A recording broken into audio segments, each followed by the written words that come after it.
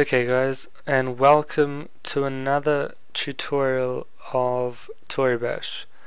Today I will be showing you the general movements of the Tori which anyone can do. It'll be a very basic showing of the joints and the possibilities, so sit back and enjoy. So there are the abs. The abs aren't as necessary as, say for example, the lumbar or the chest, but it's very nice to be able to use it and know how to use it.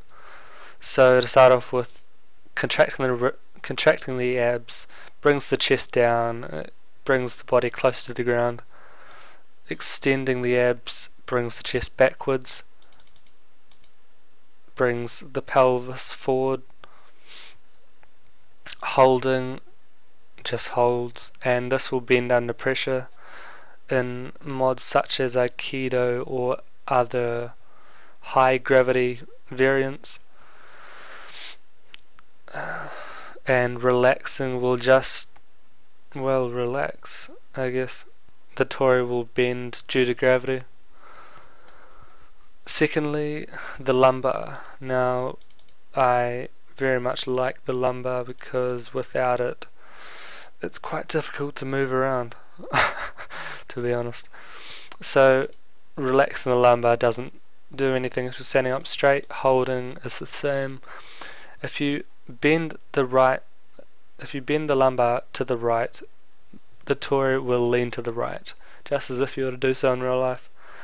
The left is the same, you would lean to the right. For the chest, relaxing does nothing if you're standing up straight. Same for hold.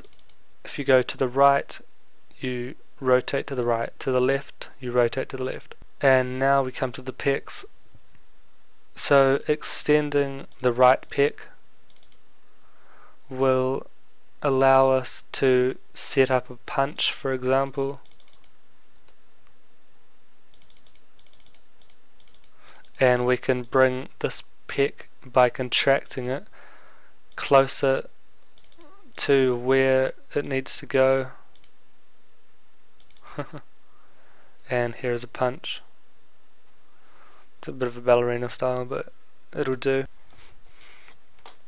The same with, so the pecs are very useful when you're close to the ground, when you're setting up moves and so on. Now the shoulders, we can lower or raise the shoulders depending on what height you want to touch the ground or the opponent.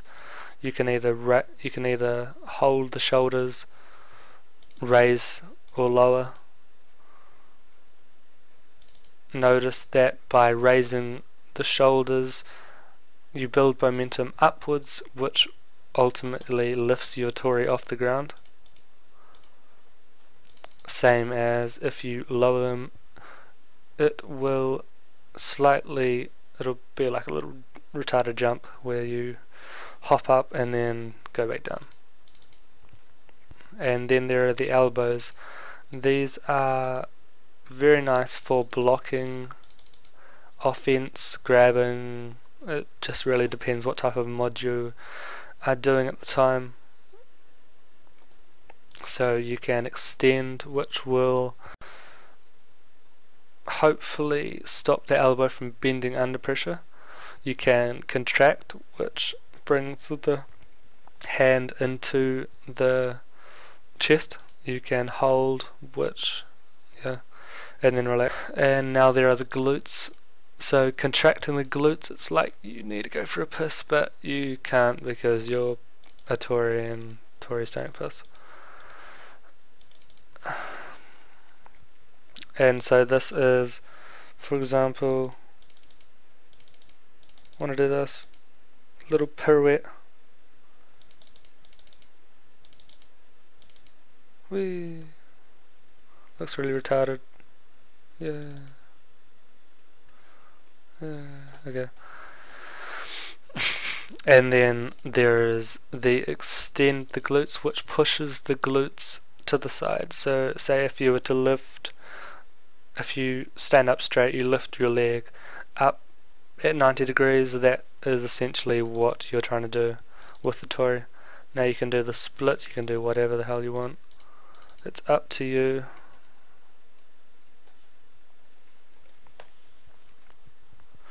And now we come to the hips. Now, as you saw before, the hips can be used for such things as walking. Generally use them for lining something up, I guess.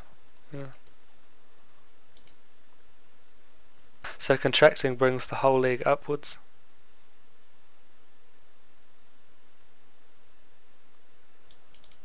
And then again the opposite of contracting is extending, so that will take the leg back to its original position, or if not a little bit past it.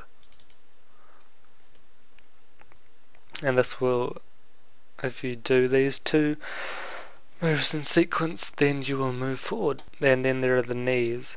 So extending the knee, notice that if I contract the right hip and bring the whole leg up, and I relax this knee, it's just like in real life. If you bring your knee up, it will just hang there like a little swing or something. And so that's essentially what's happening. If you extend it while doing this, then it's going to be jarred and nothing much is going to happen. If you just contract it like this, it's a nice, yeah. So contracting knees are a great way to deal damage, block,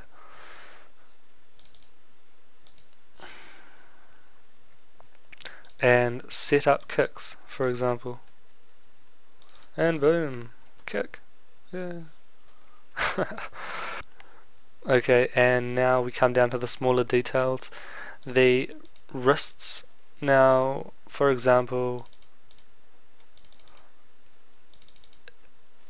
you can use the wrist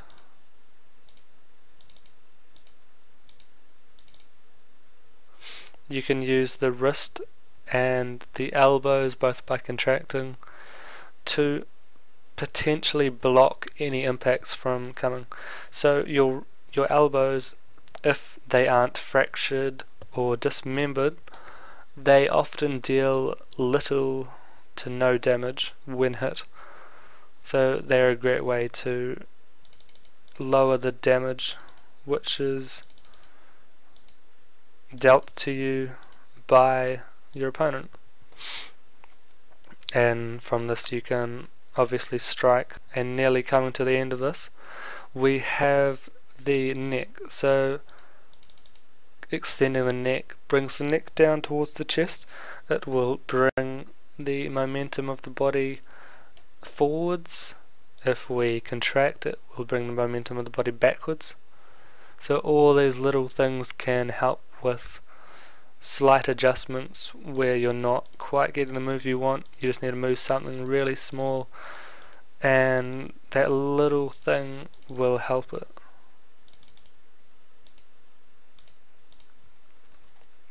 And so finally we have the ankles.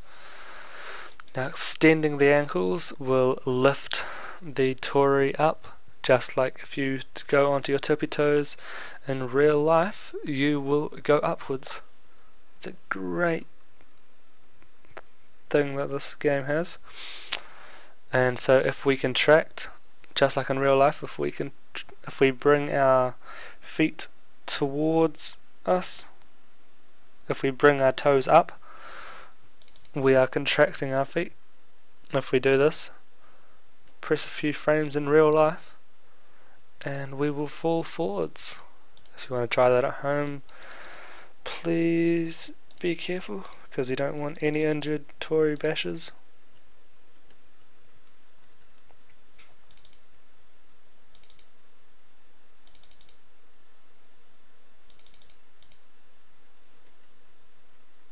And we have the run.